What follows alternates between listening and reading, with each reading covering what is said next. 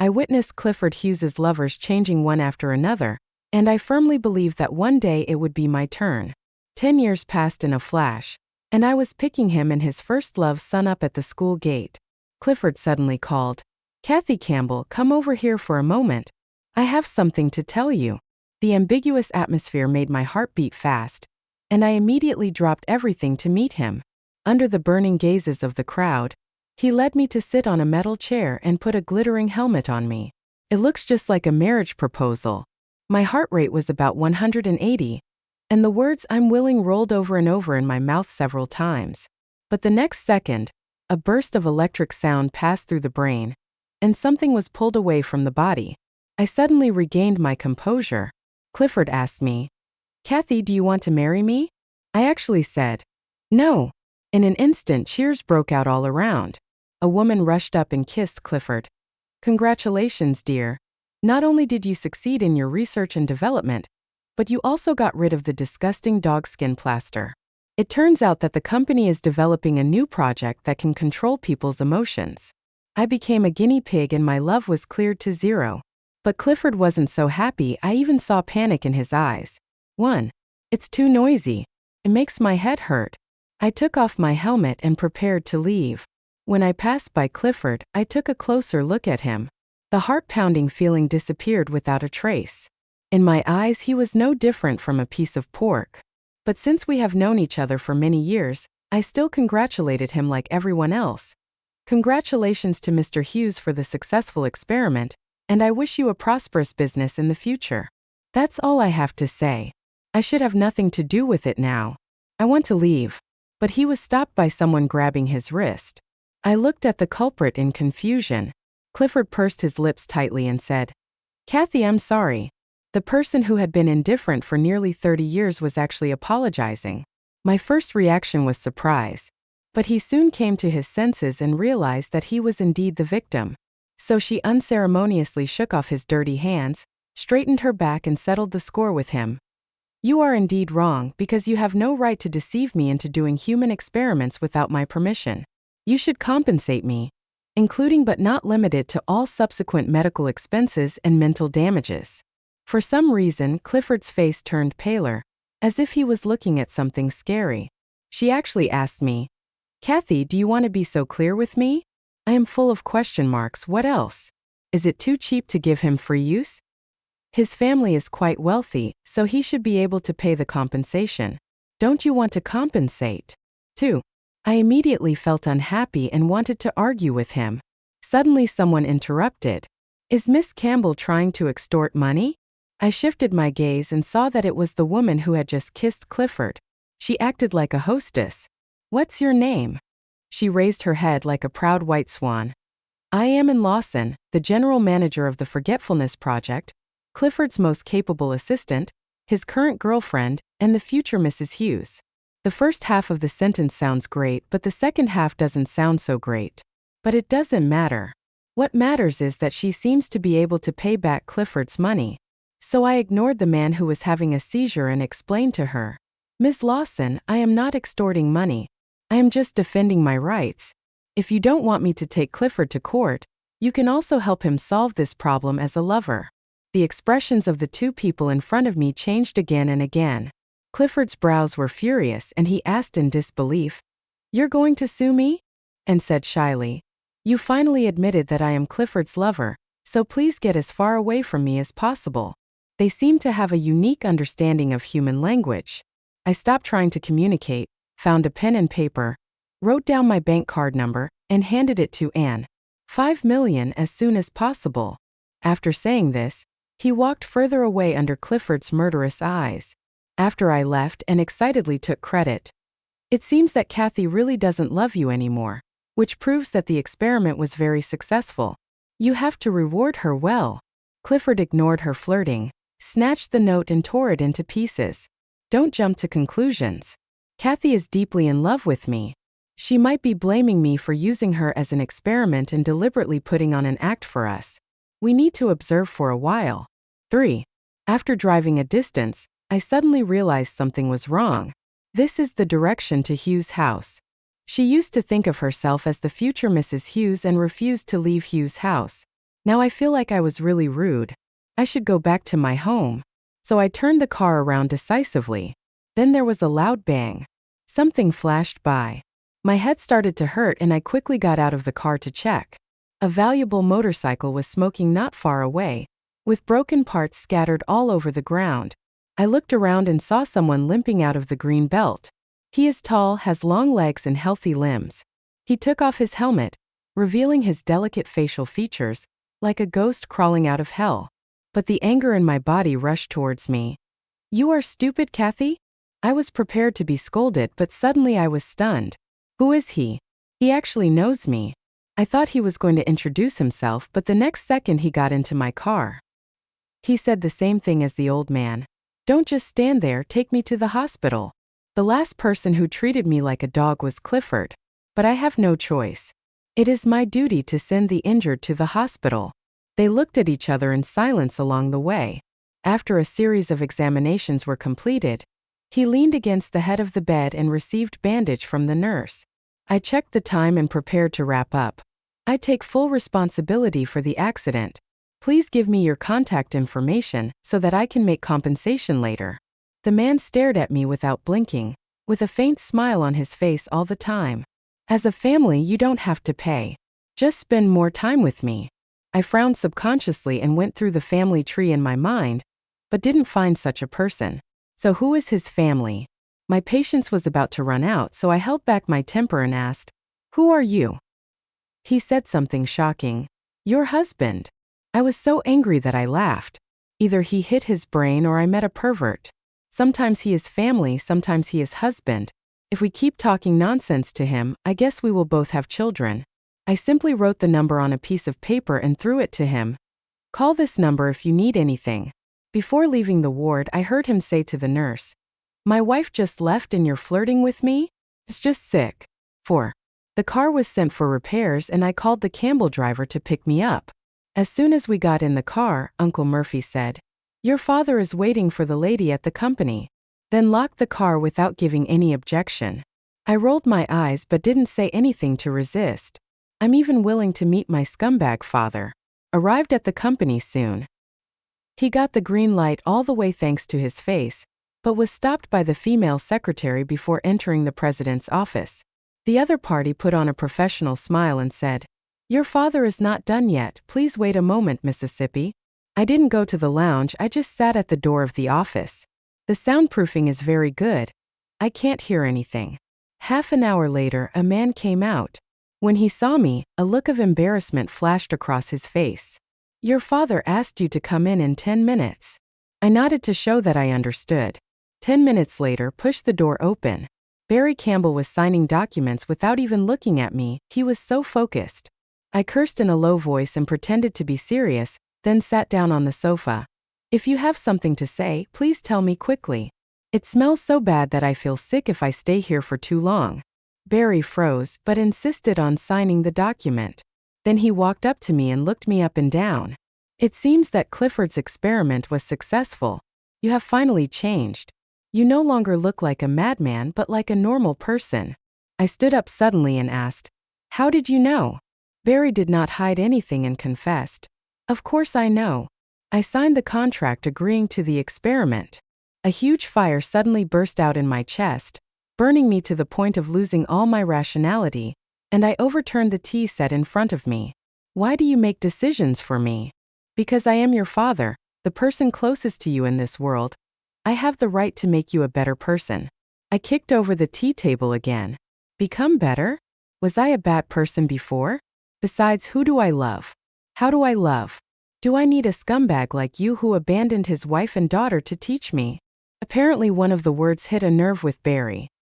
His face suddenly darkened, and he raised his big hand and slapped me hard. "How dare you mention that bitch?" I felt the burning pain on my face and looked directly at the furious man in front of me. Suddenly laughed. "My mother is such a good person. She tolerated you having affairs outside for more than 10 years. She pushed herself to the point of being insane, but she didn't even bother to scold you.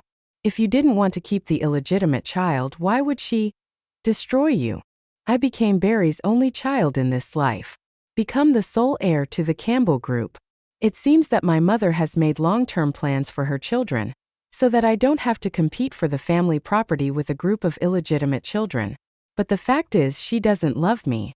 She loved Barry terribly. She wore herself out physically and mentally, but she still remembered to love Barry. But she has a bottom line: she can't accept Barry having a child with someone else. So when she knew she was dying, the drugs crippled Barry. Then he died contentedly, leaving us, father and daughter, to torture each other. I saw him changing men one after another. He saw me becoming like my mother, a madman chasing love. What makes me even more awesome than my mother is that I have no bottom line. No matter what Clifford does, I love him. 5. Barry gasped for air and fell to the ground. I sat back on the sofa and admired his embarrassment. I don't know how long it was, but suddenly I felt something was wrong. I can let my daughter be a test subject for a project that has not yet been implemented. It shows that I am not important at all in Barry's eyes. How could it be really good for me, as he said? He nodded, clearing my love, which seemed more like a conspiracy. Once doubt arises, it will be magnified infinitely. I asked him anxiously, "What on earth do you want to talk to me about today?" Barry recovered from the pain, picked up the shelf again, stood up and walked towards the desk. As we walked, he said, "You chased Clifford around like a crazy woman all day, bringing shame to the Campbell family, but I put up with it." He picked up a file from the table and looked at me with disgust and disappointment. "Because I was counting on you to please the Hughes family and climb up the ladder with the Campbell family. But I didn't expect you to be such a loser. You got nothing after licking for 10 years. He walked towards me step by step and threw the file to me. "The company's funding chain has been cut off recently. The Hughes family doesn't think highly of you and is unwilling to help the Campbell family. I can only stop you from thinking about Clifford and find another job." My heart trembled. "What do you mean?" Barry made the final decision. "You are not young anymore, go get married." I hurriedly opened the file bag and took out the contents. It's personnel information. And the face in that photo was not unfamiliar. It was the man who made those wild remarks in the hospital a few hours ago. His name is Norman Bradley. He is the heir to the Bradley Group, which is as famous as the Hughes Group. 6. I smashed everything I could in Barry's office. He remained indifferent throughout.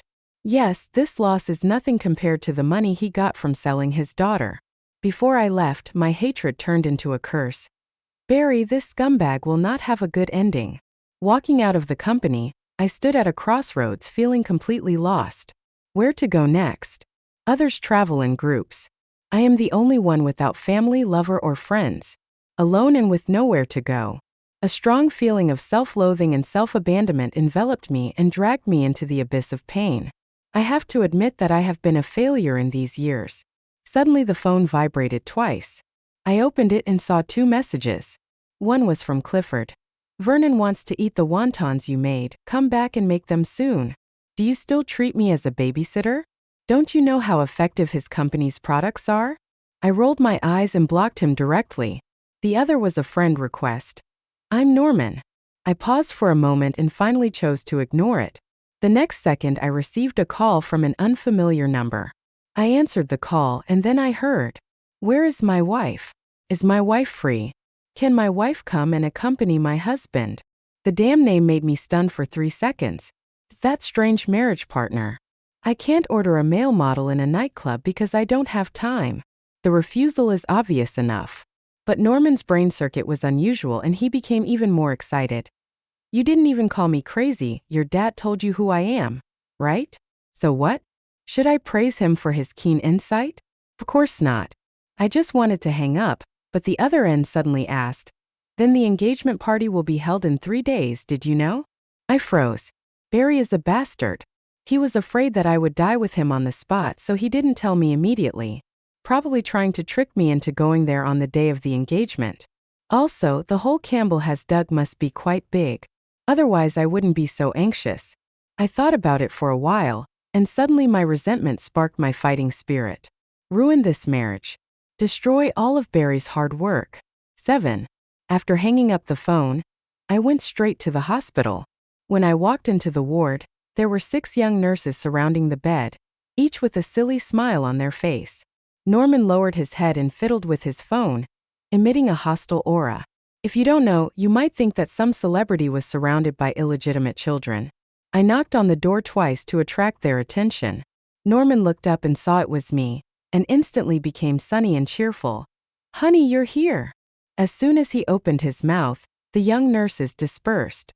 The world is quiet now and we can talk about things. There were no extra stools, so I sat down beside his bed without hesitation. "Straight to the point," he said. "Don't shout nonsense. This marriage won't go through." Norman's expression froze. "Why?"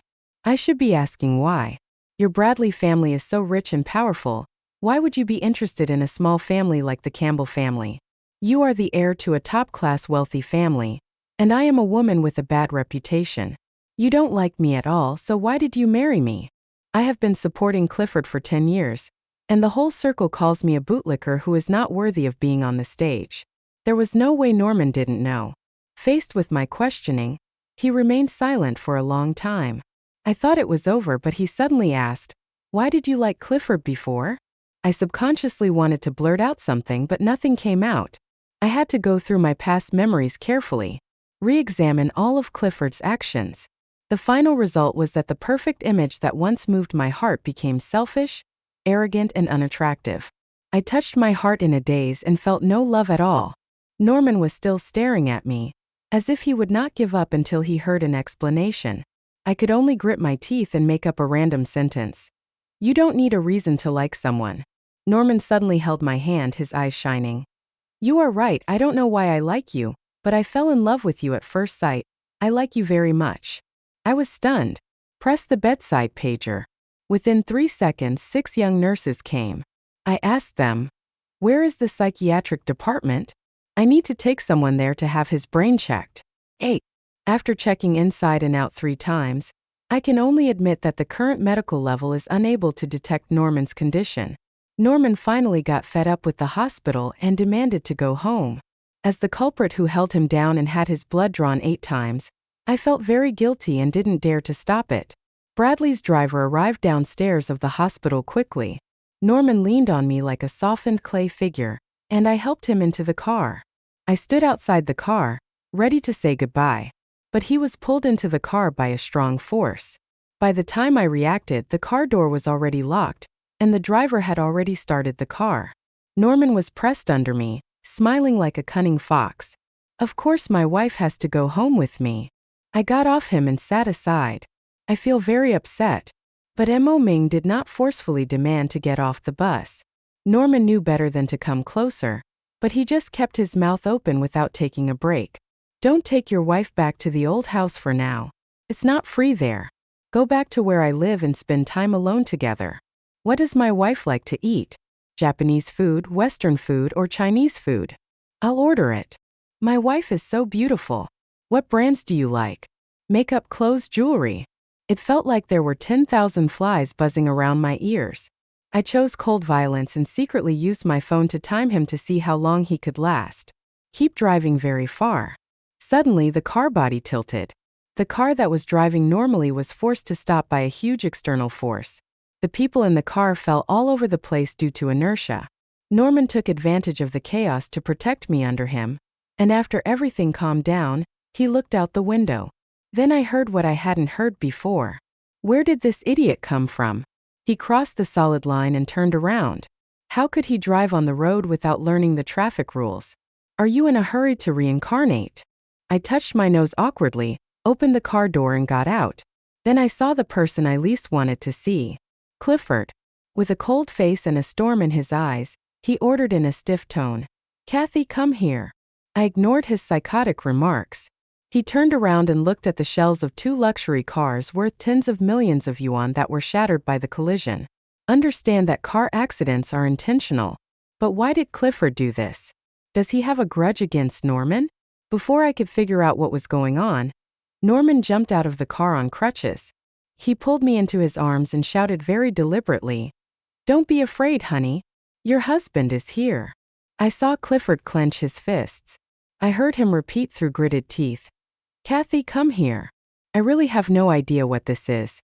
It seems that since I became normal, there have been a lot of crazy people in this world. 9. I still went with Clifford. Clifford sneered at Norman defiantly. Norman was so angry that he threw his crutches to the ground.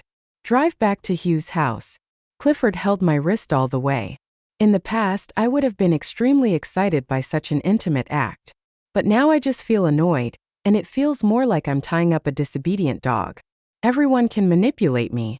Don't even ask for my opinion. Clifford still had his displeasure written all over his face. Why are you with Norman? There was no need for me to explain, because someone had been following me since I left the experimental base. He knows everything I did and who I met. But he asked and I answered. Is there anything wrong with being with your fiancé?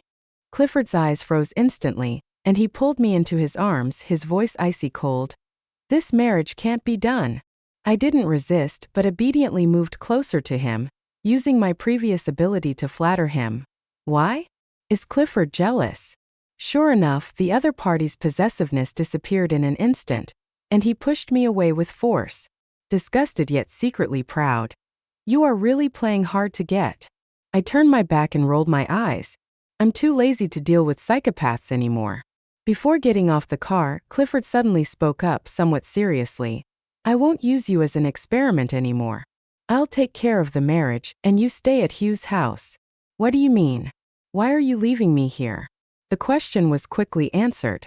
The servant took me to the kitchen, where the table was filled with ingredients and kitchen utensils. Young master, you need to eat wontons in half an hour. The case is solved. Leave me as a nanny. 9. Clifford was upstairs in the study, and only 7-year-old Vernon was waiting for dinner. I made the wontons and brought them to the table. The little thing kicked me in dissatisfaction. Where have you been? Not only were you late to pick me up from school today, but you also didn't cook for me. Do you want to die? Still not satisfied, he picked up a fork and stabbed me. I snatched it from him and threw it on the ground. Vernon's eyes widened in disbelief. You dare to resist? I laughed at myself. In the past, I lived a life worse than that of a dog. In order to stay in the Hughes family, I flattered everyone related to Clifford, especially Vernon, the son of his late first love. I let him order me around, accept his beatings and scoldings when he was unhappy, and try my best to satisfy all his momentary wishes. In return, the other party continued to torture him. Now that I think about it, I was really cheap. At this moment, I looked down at the little thing that was half a body shorter than me and whispered softly, Baby, throwing your fork is not called resistance, this is called resistance. After saying that, she suddenly moved, put her hand on the back of his head, and pressed it into the boiling wonton. Just before it got close to the soup, it was pulled back. Vernon was stunned, his face turned pale. I loosened my hand, stretched my wrist muscles and threatened, Can't I shut your mouth even when I'm eating? Vernon was just a little kid after all, and he immediately became scared after being threatened. He jumped off the chair, picked up the cutlery on the ground, and buried his head in eating. He ate a few bites honestly and suddenly vomited. It's so disgusting. You stinky woman, you want to poison me to death. I won't let you go. He is indeed a child, and soon he became arrogant again. But he was smarter this time and ran away quickly out of my reach. Then he shouted, Shituan! Shituan, come quickly. Bite this stinky woman to death. Shituan is a dog owned by Vernon. Its greatest use is not to guard the door, but to torture me. I still have a 10-centimeter scar on my leg, caused by that vicious dog. But no matter how much Vernon called, there was no sign of the dog. I walked up to him step by step and saw that he was becoming more and more panicked. Then he bent down and stroked his round belly. How can you say Shituan tastes bad? It must be so sad. No, it's already dead. Vernon looked at the bowl he had knocked over in disbelief. The meat wontons scattered on the ground looked extremely horrible. He was shaking all over, and he collapsed to the ground, vomiting violently. Clifford came out of the study and picked up his beloved son in shock and anger. Kathy, you're crazy. I stopped pretending and revealed my true purpose. Why do you think I'm going back to Hugh's house with you? I want to vent my anger for my past self. When the love I gave them was used by them as a sharp blade to stab me, they should be prepared. After the love is gone, be prepared for revenge. 10. The Hughes household was in chaos. The servants were cleaning up the mess while the family doctor came rushing over. I was the only one sitting calmly on the sofa. Clifford sat opposite me, his whole body shrouded in shadow, his dark eyes staring at me. After a while I got impatient and said, "Either throw me out of Hugh's house or report me to the police. Don't waste my time." I gave him such considerate advice, but instead of accepting it, he cleared the table. He stood up with a bang, angry. "Let you go so you can get engaged to Norman? I have a lot of questions. Did you mention Norman at all?" Clifford took my silence as a yes and became even more anxious. He bent down in front of me, as if to lower his posture. "Vernon was indeed naughty in the past. What you did today is even. I don't care about you, so you are not allowed to leave the Hughes house. I don't understand. I don't get it." So I asked why. Clifford was speechless for a moment, then said very reluctantly, "Because you stayed at Hugh's house before, I didn't drive you away, and you had no reason to leave. In this case I have to ask, why did I stay at Hugh's house before?" He blurted out, "Because you love me." I went with the flow. "But I don't love you anymore. You emptied my love and made me see you as any strange man on the street. I can't stay in a strange man's home." Clifford's lips were pale and he was visibly uneasy, but he still asked, "Kathy, was the experiment really successful?" I said calmly, "You know better than anyone what it feels like for me to love someone." There was no playing hard to get, no deliberate acting. I really don't love Clifford anymore. At this moment, the man who had been arrogant for nearly 30 years suddenly collapsed. I thought he faced the reality and slowly walked out. As I approached the door, I heard a voice behind me. "Don't worry, I will heal you." 11. Clifford is crazy. He wanted to turn me back into the humble courting me. I refused decisively. Then he was locked up. Locked up in the nanny's room where I used to live. It was dark and small, with only one window for fresh air. I couldn't escape, so I lay on the hard bed feeling depressed and went over everything that had happened that day. First, Clifford tricked me into doing human experiments, dumped me, and then imprisoned me. Then, Barry forced me to get married because of a capital chain crisis, and held an engagement party 3 days later. There is also Norman, whose motives are unclear, who is like a time bomb. None of them are good. But if I want to get out, I have to start with them. After spending a long time picking out the best among the cripples, my cell phone vibrated and there was a message coming in. It was a friend request. "Wife, add me." I passed the application. The message popped up in seconds. "Where is your wife? Did Clifford hurt you? What do you need your husband to do?" Then he sent an emoticon of a puppy on standby at all times. I looked at the line of words for a long time. Finally make a decision. Send him a message. "Clifford has locked me up at Hughes's house, can you get me out?" Norman replied immediately. "Fuck, this dead man actually illegally imprisoned someone else's wife. There is no law at all.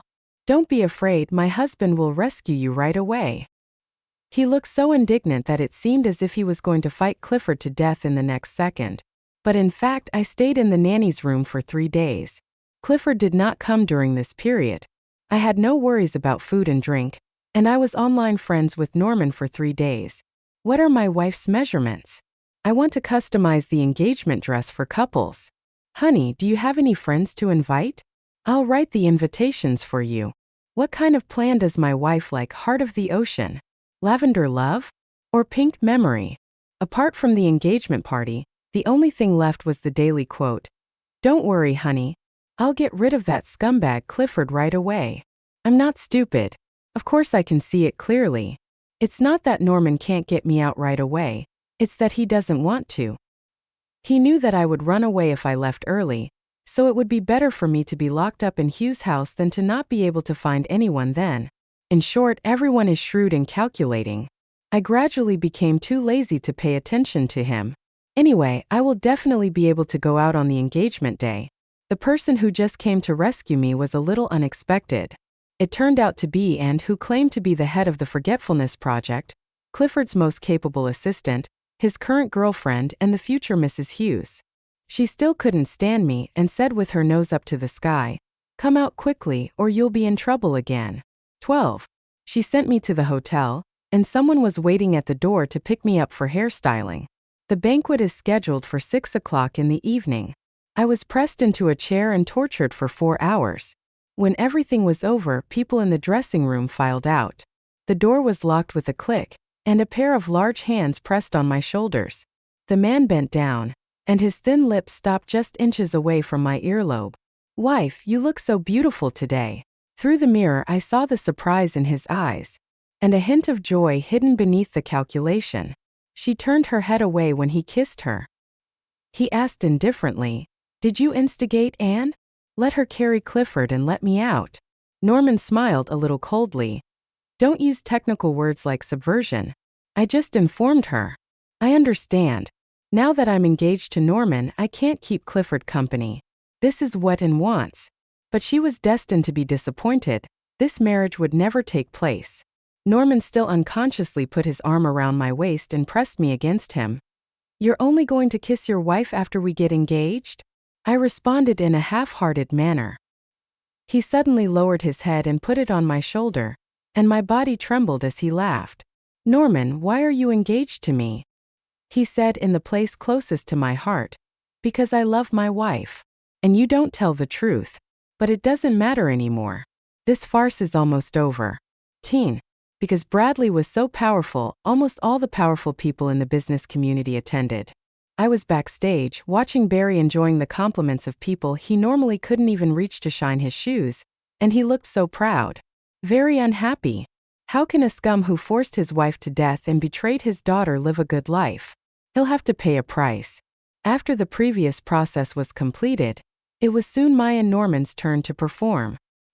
He motioned for me to take his arm, and I did so. He walked onto the stage under everyone's gaze. The host gave a lot of exaggerated speeches, praising us as a match made in heaven. Then he handed the microphone to Norman. "Does the man have anything to say to the woman?" Norman looked at me with a smile. I suspected that I was dazzled. Otherwise, how could I see that the original 1 point of true love was slowly magnified and became 7 points? He took my hand and held it tightly. "We have known each other for a short time, and there were many bad things mixed in. At the beginning it was indeed just a joke, but at this moment, I am sure that I like Kathy and want to have a future with her. This is something I couldn't believe for more than 20 years. Kathy, tell me, did you cast a spell on me?" A pair of peach blossom eyes made me dizzy. The audience also started to make fun of his jokes. Suddenly, I had the illusion that I really wanted to be with someone. Suddenly, I felt a sharp pain in my head and came back to consciousness. Took the microphone from Norman. In his hopeful eyes, he slowly but firmly said the words he had prepared long ago. "I don't like Norman, and I don't want to be engaged to him. Standing on this stage, I just want to expose Barry, a scumbag father with corrupt morals and bad conduct who wants to climb up the social ladder with his daughter." After that, a slideshow started playing on the big screen in the venue. Intimate photos of Barry entering and leaving the hotel with different men. The video of him stepping on me and calling me a money-losing bastard. There is also evidence of his money laundering crimes. Each one of them is enough to ruin a person's reputation. For a moment there was an uproar in the venue. Barry's face turned pale, and he cursed in shock and anger. Unfilial daughter. Then he couldn't catch his breath and fainted. Some people watched the excitement, some called the police, and some called an ambulance. In short, it was a mess. I was about to leave when Norman pulled me to the lounge, forced me into a corner and cut off all my escape routes. For the first time, he looked at me with gloomy eyes. I'm not surprised at all because this is what an heir to a top wealthy family looks like. Norman asked me through gritted teeth, "Why did you do this? Isn't it obvious? I hate my father and I'm taking revenge on him." He suddenly raised his voice. "I don't care when you take revenge on your father. I want to ask you why you ruined the engagement party." I was stunned. Is an engagement party something very important? I was about to say this when I suddenly heard a voice. "Don't you like it? I asked you inside and out, every corner, everything is arranged according to your preferences, but you still don't like it? So you can destroy it without any care." I was trapped and almost fell into his injured eye, but I was still conscious. Point out the most critical point. "Norman, the problem is that I don't like you." His expression froze. I sighed.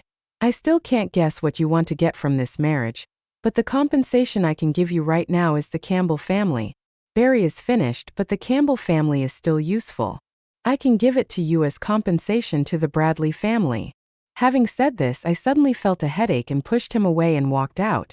Open the door of the lounge and the bridge will be back to the bridge and the road will be back to the road. But I didn't feel relaxed for even 2 seconds, as I suddenly saw someone who shouldn't be there around the corner. Clifford. The moment their eyes met, his eyes were filled with joy. She ran to me in 2 steps and smiled like a fool.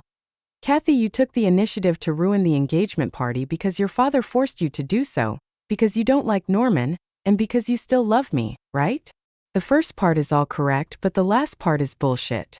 I impatiently tried to go around him, but was blocked by his tall body. Kathy, I know you're still mad at me, but after almost losing you, I realize that you're the one I truly love. I've already cut off all the women around me. Give me some time, I'll turn you back to the way you were before, and then we can be together. My already existing headache became even more severe after listening to his stupid speech. I pushed him impatiently. Get lost, can you please stop clinging to me like a dogskin plaster? Clifford was stunned for a moment because he didn't expect that his efforts would be met with such a cold reception. I took the opportunity to walk out from the side.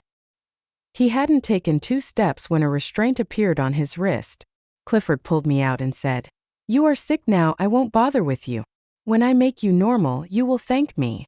He's crazy. I am very normal now. I don't want to fall in love with him again.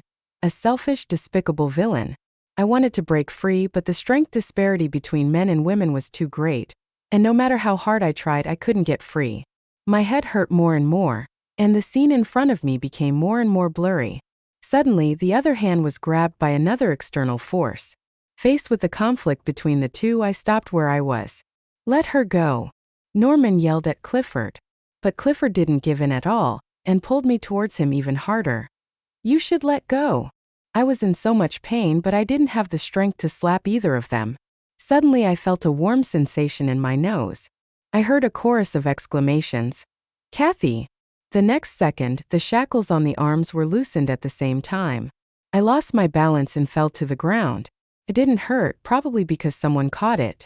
My eyelids were heavy, and just before I lost consciousness, I saw someone running towards me. Seems to be Anne. Coming for Clifford. It's such a mess, it's a complete mess. I closed my eyes, even wishing I didn't have to open them. This life ends like this. 12. Contrary to my expectations, I woke up. The first thing I saw when I opened my eyes was the white ceiling. Then a nervous face came over quickly. He looked very haggard, but still very handsome. Norman pressed the pager, then touched my forehead, then my face, and asked me, "How do you feel?" I didn't want to respond to his concern. Call the doctor. Norman awkwardly withdrew his hand and sat back down. But his eyes were too hot. My headache started when I saw it, so I just turned my head away. Soon the doctor and nurse arrived. He asked a lot of questions and I answered them one by one. In the end, the doctor looked serious, exchanged glances with Norman, and prepared to go out. I stopped him. He is not related to me, and I don't have any other relatives. Just talk to me directly. Norman smiled bitterly. She's right. Seeing this, the doctor turned back to me and said, Miss Campbell must have suffered a severe brain injury before. Some of her nerves were damaged, causing her emotional loss. This should be the core of Clifford's research and development technology, which affects people's emotions by destroying the nerves in specific parts of the human brain. I nodded for the doctor to continue. It has been detected that the damage to the nerves is spreading. Miss Campbell's perception of emotions will become weaker and weaker, and every time she gets emotional, her condition will worsen. If it is not repaired, the best outcome is that she will become a vegetable. The worst outcome is death. Before I could do anything, Norman couldn't sit still anymore. How do we fix it? The doctor immediately looked embarrassed and replied unnaturally, with the current level of medical care, it is not possible yet. Then there is no hope. I said I understood and asked the doctor to leave. Norman's eyes were red, and he suppressed his emotions and squeezed the guardrail at the end of the bed until it was deformed. I am always indifferent. He looked at me, then suddenly turned around, raised his arms and then put them down, as if he was wiping away tears. I thought I was overthinking it, but soon I actually heard the barely perceptible sound of sobbing. No way, bro. I'm the one who's going to die, why are you crying? Then the sound became more and more obvious, and I couldn't pretend I couldn't hear it anymore. Norman, come here for a moment. He turned around quickly, his eyes welling with tears. I shamefully feel that this man is better looking. Norman walked quickly to the bedside and looked me up and down several times. Are you feeling uncomfortable? Do you want to call a doctor? I sighed and stretched out my hand. Want a hug? He was stunned for a moment, then rushed in. Fortunately, he knew how to control his strength and held me tightly without making it uncomfortable. I don't know how long it took, but the hospital gown on my shoulders became wet and dry again. I was a little tired, but Norman didn't get up yet. I pushed him and said, "That's enough."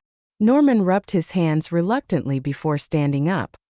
He smiled brightly but said like a gangster, "It's all because my wife smells too good." I was stunned for a moment, turned my head away and said, "Don't call me that in the future." There was no response for a long time. I wonder if he heard it. Suddenly, the door of the ward was opened. Turned out to be Clifford. Teen. He looked much more disheveled than Norman, walking in with a hunched back, looking 10 years older. Norman stared at him fiercely, as if he would bite him any second. I held his hand tightly, not wanting to see such a scene. Clifford walked 5 meters away from the bed and stopped moving forward. He looked at me with eyes full of pain. "Kathy, I'm sorry." It was like he had used all his strength to squeeze it out of his throat, and it tasted bloody. I didn't respond to him but instead remembered the last time he apologized to me. After finishing the experiment. In comparison, that time was really insignificant, not like an apology but more like a reward for the family dog who behaved well. Why is there such a change? Maybe it was because he knew I was going to die. Killed by him. Clifford gradually collapsed under my calm gaze. He fell to his knees. My knees collided with the floor with a loud noise that made my teeth ache. But this level of self-punishment was not enough, so he slapped himself hard again. Then he spontaneously began to confess. "Kathy, I am the most stupid person in the world. I actually took the person who loved me the most to risk my life. Not only did I lose the best love in the world, but I also put your life in danger.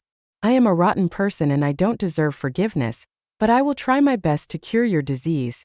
I will pay you with my life, and I will love you forever." Blood was oozing from the corner of his mouth and his shoulders were shaking violently, as if he was in great pain. "But it's none of my business." Clifford finished speaking, then raised his head cautiously in a very humble manner. "Kathy, can you please say something to me? It's not that I feel sorry for him. It's just that I just have something to say. Clifford, I don't regret loving you before, but I'm glad I don't love you now because there's nothing wrong with love itself. What's wrong is the scum who doesn't cherish love and tramples on love. It doesn't matter to me whether I live or die. I've had enough of you in this life. Maybe I can be reborn into a better person in the next life. So you don't have to do anything.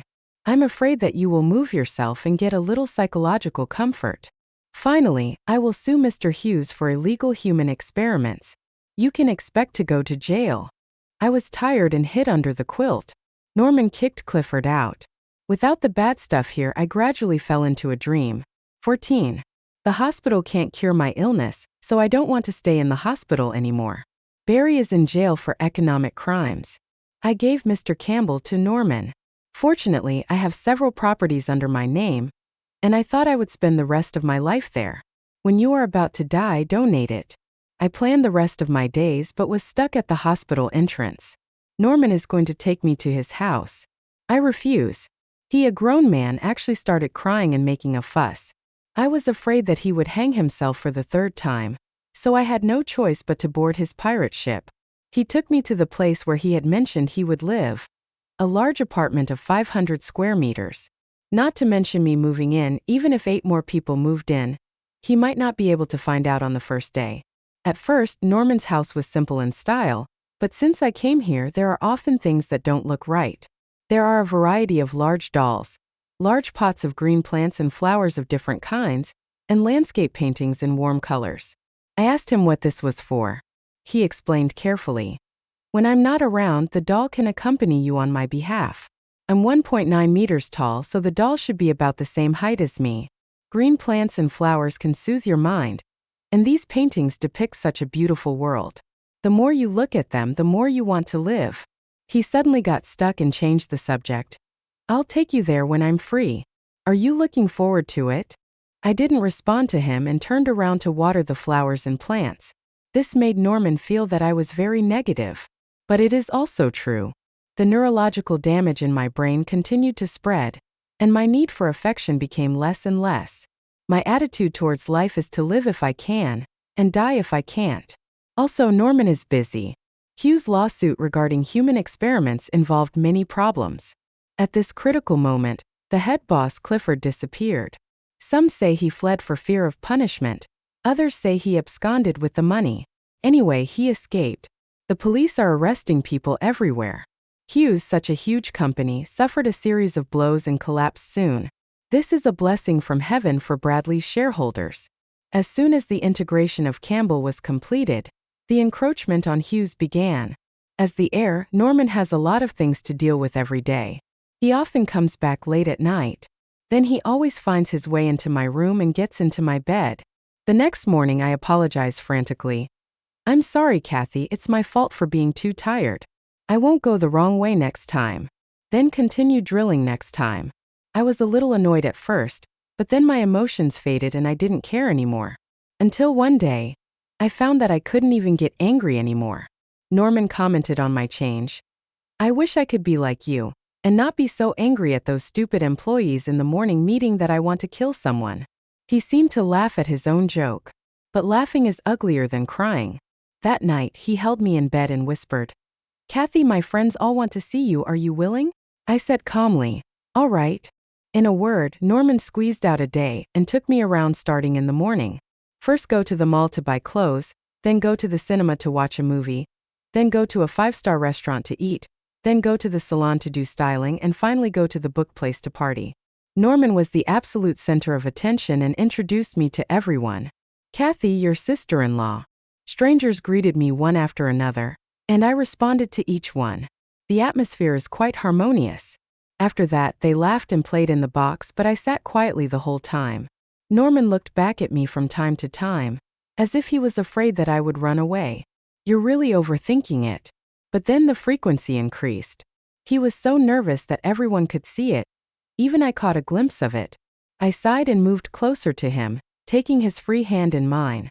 I felt the muscles in my hand stiffen for a moment. The next second Norman's uneasiness disappeared. There were stars in his eyes, and he suddenly leaned over and kissed me. There was a sudden burst of booing around. Norman and his sister-in-law are so loving. Single people just die right where they are. 99 for a long time. The two of you will be together forever. I didn't feel anything, except the last sentence, which was like a tiny thorn piercing my heart. I felt the presence of emotions for the first time in a long time. So I gave an unconscious response. "We won't last long." The temperature in the box froze in an instant, as if the pause button had been pressed. They all looked at Norman's expression, and I followed suit. Norman was not surprised, he was still laughing. "Stop talking, she is embarrassed." Then he leaned close to me and whispered in my ear, "Hubby is going to the bathroom, stay here." I nodded and watched him go out. The box slowly regained some of its usual sounds, but it was no longer lively. I heard someone say, "Why would Norman like a piece of wood? Am I like wood?" I took a sip of my iced drink. After a few minutes, he left the box. 15. This club is so big that I got lost while walking around.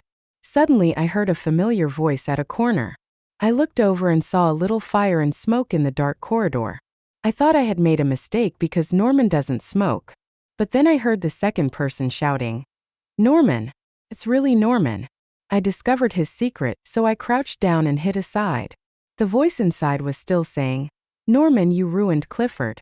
You won the bet, why do you still keep this woman?" Norman kicked the other person unhappily. "Is it your business?" The other party was not frightened. Instead, he continued, "At the beginning, you planted an as an undercover agent in Hughes, but you didn't expect that Clifford would sleep with her. You were so angry that you wasted a talent you had cultivated for many years. You made a bet with your brothers that you would get Kathy and use her to take revenge on Clifford. Now everything has settled and Bradley is thriving. There is no need for you to waste time with a wooden woman." Norman suddenly became furious, grabbed the other person's collar and threw him against the wall. "She is not made of wood." The man grimaced in pain but still warned loudly, Norman. She won't live long, but you are still young. Brother, I can't watch you get deeper and deeper. Norman's fist didn't land on the man's face, but on the wall. The man cried and said, I should have known not to let you make the bet.